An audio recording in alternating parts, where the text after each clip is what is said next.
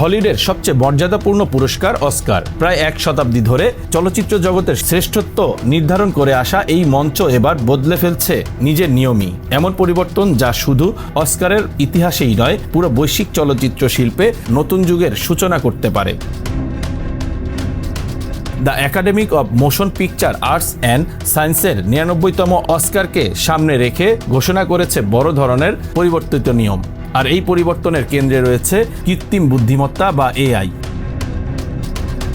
প্রযুক্তির বিস্ফোরণের যুগে যখন সিনেমায় এআই ব্যবহারের প্রবণতা দ্রুত বাড়ছে, তখন একাডেমি স্পষ্ট জানিয়ে দিল এআই দিয়ে তৈরি অভিনয় অস্কারের জন্য গ্রহণযোগ্য নয়। অর্থাৎ ভবিষ্যতে কোনো চরিত্র যদি সম্পূর্ণ বা আংশিকভাবে এআই প্রযুক্তির মাধ্যমে তৈরি হয়, তবে সেটি অভিনয় বিভাগে অযোগ্য বলে বিবেচিত হবে। শুধু মানব শিল্পীর বাস্তব অভিনয়ই স্বীকৃতি পাবে।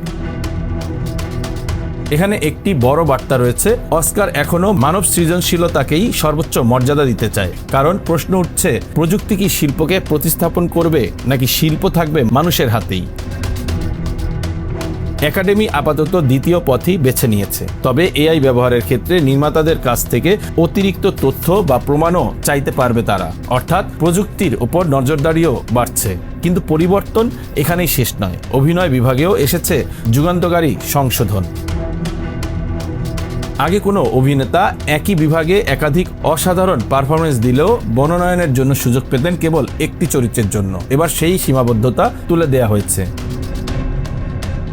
এখন থেকে একজন অভিনেতা বা অভিনেত্রী একই ক্যাটাগরিতে একাধিক চরিত্রের জন্য মনোনয়ন পেতে পারেন, যদি সেগুলো শীর্ষ ভোটে জায়গা করে নেয়। এটি অভিনয় শিল্পীদের জন্য বিশাল সুযোগ। একই বছরে একাধিক শক্তিশালী চরিত্রে অভিনয় করলে তারা এখন নিজের সাফল্যের সঙ্গে প্রতিযোগিতা করতেই পারেন।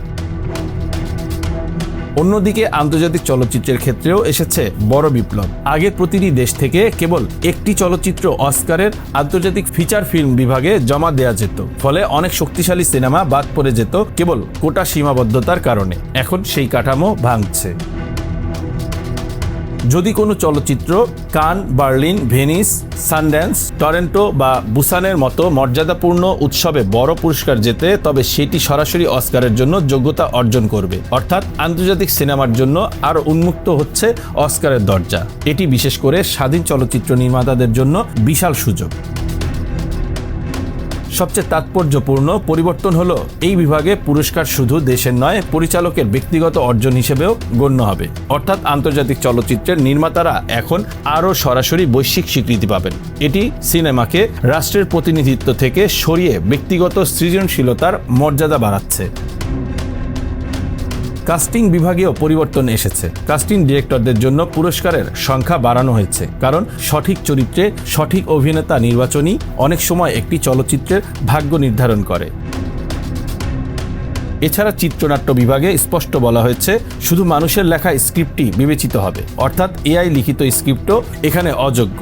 এতে বোঝা যাচ্ছে একাডেমি প্রযুক্তিকে পুরোপুরি প্রত্যাখ্যান করছে না, কিন্তু শিল্পের মূল চালিকা শক্তি হিসেবে মানুষকেই রাখতে চাইছে। Bangla affairs news desk.